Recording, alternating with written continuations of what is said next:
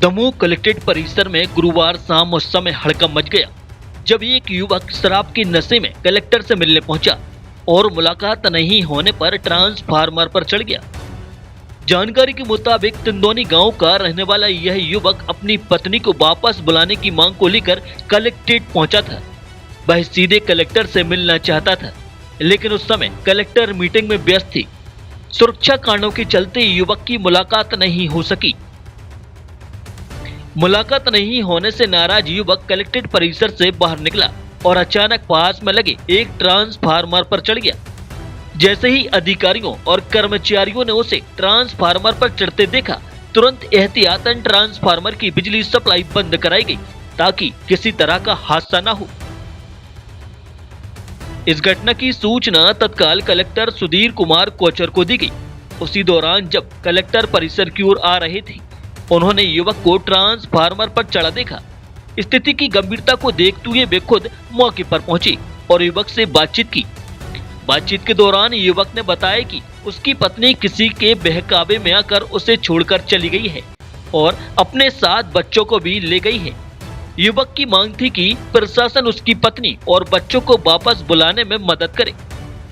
Collector ने युवक को समझाइश दी और आश्वासन दिया कि उसकी शिकायत पर नियमानुसार कार्रवाई की जाएगी। काफी समझाने बुझाने के बाद युवक ट्रांसफार्मर से नीचे उतरने को तैयार हुआ। इस दौरान मौके पर बड़ी संख्या में लोग जमा हो गए थे। भीड़ में मौजूद लोगों ने भी युवक को भरोसा दिलाया कि उसकी बात सुनी जाएगी और उसके खिलाफ कोई सख्त कार्रवाई नहीं की जाएगी। नीचे उतरने के बाद युवक से लिखित आवेदन लिया गया। कलेक्टर ने बताया कि आवेदन के आधार पर उचित और न्याय संगत कार्रवाई की जाएगी। साथ ही युवक के भोजन और पानी की भी व्यवस्था कराई गई। बताया जा रहा है कि युवक काफी अधिक शराब के नशे में था और अगर समय रहते बिजली सप्लाई बंद नहीं कराई जाती तो बड़ा हादसा भी हो सकता था। प्रशासन की तत्परता और समझदारी से एक संभावित दुर्घटना टल गई। फिलहाल युवक अपने घर लौट गया है और प्रशासन मामले की जांच कर आगे की कार्रवाई में जुटा है। कलेक्ट्रेट के बाहर जो सांची पार्लर है उसके बगल में ट्रांसफार्मर एक डीपी लगी हुई है। तो उस डीपी के ऊपर एक व्यक्ति जो तिंदनी गांव के हैं वो ऊपर डीपी के ऊपर कुछ ऊंचाई पे चढ़ गए थे और मेरा संयोग से वहीं से निकलना हुआ तो फिर मैं वहीं रुक गया था और काफी लोग इकट्ठे हो गए वहां पर और फिर सबने उनसे पूछा कि क्या समस्या है।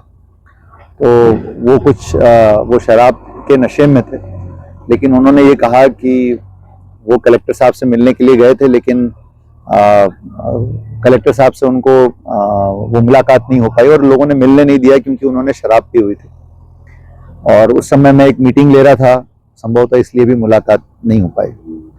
तो चूंकि वो मुझसे मिलना चाह रहे थे लेकिन वो बहुत शराब पिए हुए थे, इसलिए संभवतः सुरक्षा कारणों से लोगों ने उनको मना कर दिया होगा। फिर हमारी उनसे संवाद हुआ, चर्चा हुई और उनकी परेशानी एक व्यक्तिगत परेशानी थी कि उनकी पत्नी कहीं चली गई हैं और उनके बच्चों को भी शायद उनके ससुराल वालों ने या कुछ लोगों के उनका कहना था कि वो कुछ लोगों के बहकावे में आकर के नहीं आ रही हैं, तो उनको वापस लाने में सरकार या प्रशासन मदद करे। फिर उनसे चर्चा के बाद उनको नीचे उतरवाया गया और फिर उसके बाद वो मेरे कार्यालय में पहुंचे। उन्होंने पूरा एक आवेदन हमको लिख करके दिया है।